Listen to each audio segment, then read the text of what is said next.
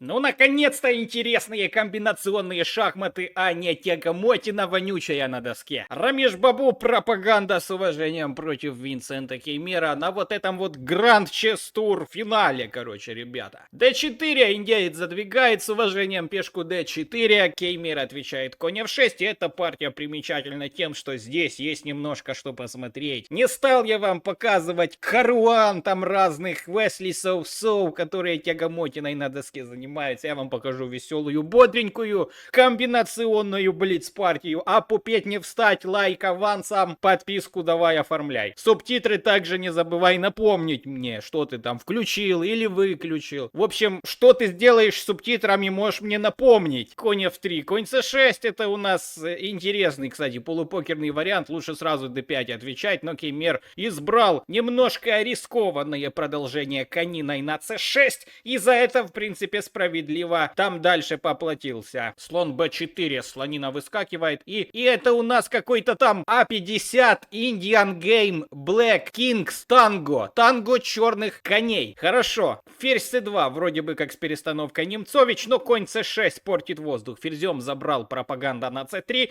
а этот ушел в рокировку, и e3 нормально готовим развитие слона на поле d3. Вот этого белопольника, и можно матом там угостить немецкого визави. Опять играет Кеймер, не опять основа. Слон e2 пошел вместо d3 развиваться, пропаганда на e2, как говорил дед Синдарова, пропаганда это величайший гроз. И Синдаря это задело тогда, ребята, он его отмудохал так, что аж дым шел. Ладья e8, b3 с переводом слона сюда, на поле b2, постреливать на мат. Это все, ну, мы понимаем, это против кого может сработать. Против Кеймера это не сработает. У него 2650, мать его, пунктов себе наклепал. Ну, от этого немножко больше, конечно, на полшишечки больше. Но дело не в размере, как мы знаем, рейтинга.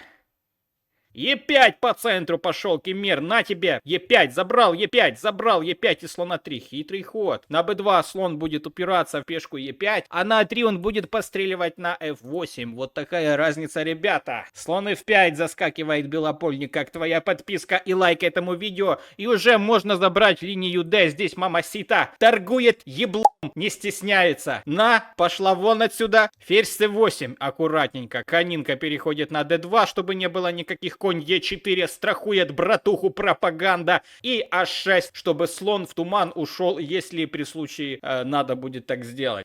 Конинка на F1 хитрым маршрутом, лодочкой, пем-пем-пем, на G3 выскочить, чтобы потом атаку начинать. Но можно засунуть коня на Е4. Странно, почему Кеймер не сунет его сюда. Ведь он копытами здесь 4 копыта на 8 полей. Вот все здесь будет контролить. И зря он сюда его не засунул. Вместо этого он предлагает разменяться слоном. F3 пошел вон отсюда. Хобот твой упирается мне в лицо. Слон на H5 вроде бы связал пешку, непонятный штрих. И конь Е4 все равно угрожает, чтобы потом слона вырубить на Е2. Слон Б2 поматросил поле F8 и бросил. Решил уйти на Б2, чтобы где-то там постреливать. И вот, ребята, услышал меня. Винсент закидывает закидушку на Е4. Нападает Горде на ферзя. И можно, конечно, забрать вот здесь. Но тогда слон Е2. И полупокерные пешки на эндшпиль будут херовые орешки. Короче, эндшпиль потом играть будет не с удовольствием, не с кайфом. Короче, все здесь продумал Кеймер. Конинку на Е4 закинул закидушку. Пусть повоняет, ферзь Е1 отошел. Конина на С5 перевел конину себе через вот такой вот маршрут опупительный. И в свою очередь пропаганда готовится закинуть на H4 ферзя, напасть на слона. Короче, сейчас с этого хода начинается лютый расколбас индейский. Слона 3. Нападаем на коня c5. Опять этому слону здесь не имется. Сразу можно было бы ферзь h4 закидать вместо этого. И конина на h6. Конина на g3 пошел с нападением на слона на h5. Слон g6 и напрашивается ходильник e4. Вот чтобы забрать поле f5, забрать поле d5, но отдать поле d4. Ну а чем-то надо пожертвовать. Поле d5 требует жертв. И можно принести в жертву поле d4. Почему нет? Ферзь f2, пошел пропаганда, наверное, готовит тычок. Врыло f4 этому слону. Конь b4 пошел куда-то на c2, наверное, чтобы вот здесь заняться сексом с слоном на поле а3. Слон b2 аккуратненько отступает, позволяет конинке вот сюда войти на поле c2, а4, подрыв. Активная возня пошла, ребята, на ферзевом фланге. Забрал на а4, забрал на а4 и аккуратненько а3 конинку сюда приглашаем на поле c2. Если на c2 все-таки кеймер позарится, ладья c1 забрал вот здесь потом и f4, чтобы засунуть в рыло этому слону, а потом ладейкой напасть и выкурить этого коня вонючего злоебучего.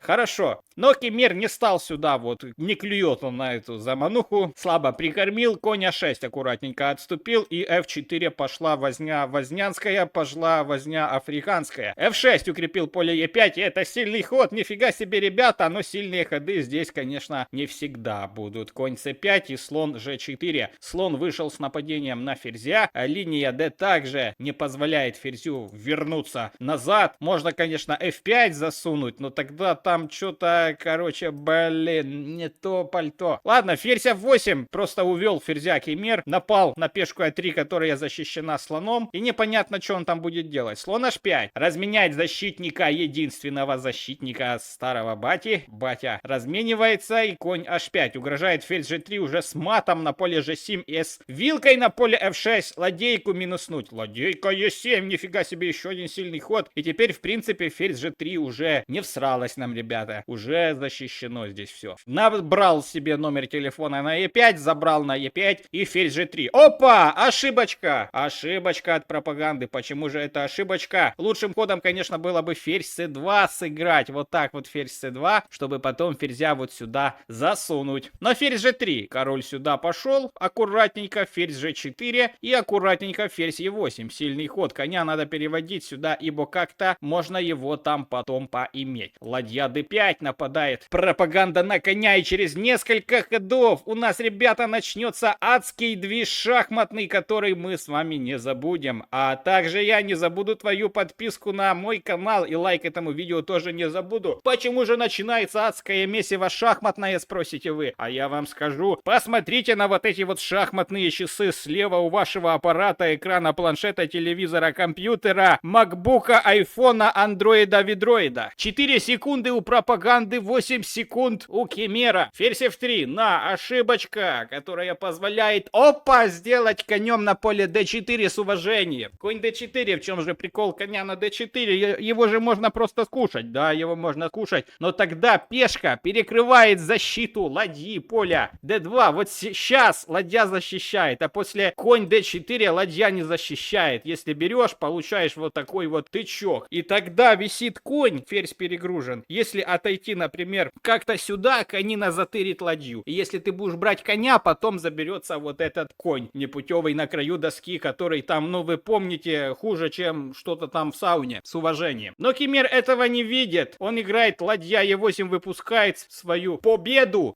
И тут, опа, второй следующий мандарин залетает. Стритфуд, Индия, very tasty, что позволяет опять закинуть конинку на d4 и опять коня на a5. d4 все же работала с той же идейкой коня засунуть на d2, но Кемер играет конь g5, вроде бы как ферзь перегружен, конь здесь подвисает, но пропаганда его еще защищает. Конь e4, опять конина пошла и опа! Опять на те же грабли наступил. Ёпрст, это тебе не колеса в Индии запускать в космос. И конь опять выпускаем конь d4, мы отказываемся видеть на таком уровне. Такие ходы за миллисекунды должны подниматься.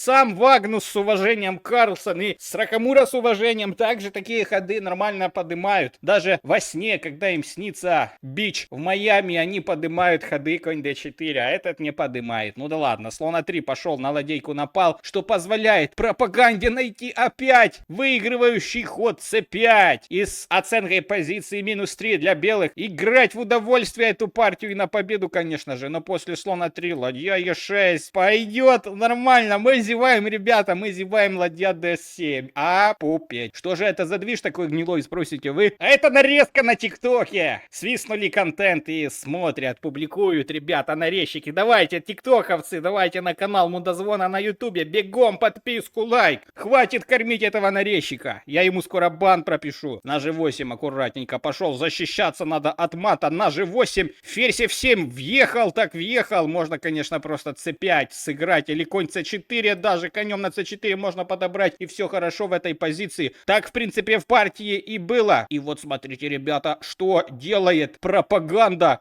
Такой ход-пароход, я вам скажу. Немножко полупокер, который вроде бы проигрывает, но вроде бы выигрывает. Слон F8 он засунул. Зевает просто ладья E3. Если тогда брать вот здесь, да нифига не получается, если ты будешь брать вот здесь. Если ты заберешь, например, ферзя на G6, тогда просто король G6, висит слон, висит конь и висит ладья. Но вот этот вот мистер после слон F8 подумал, что все, кранты, капут, приехали с орехами. И он просто забрал вот здесь в цейтноте ладью на поле F8. Но это просто бакланище, я вам говорю, отвечаю. Я даже представить себе такого не мог, что такие грозы, такие ходы поднимают, ходы, бурмалды и все остальное. Я просто кричу с такого, ребята, фэншуя. Забирает пропаганда на G7, и этот просто получает мат в 2 хода. Вот здесь на, получи, и вот здесь, Матильда, распиши, свободен, доволен, и кликай на конечную заставку. Партия была сыграна сегодня, для кого-то вчера, для кого-то позавчера, 27.08 они расписались. До новых встреч!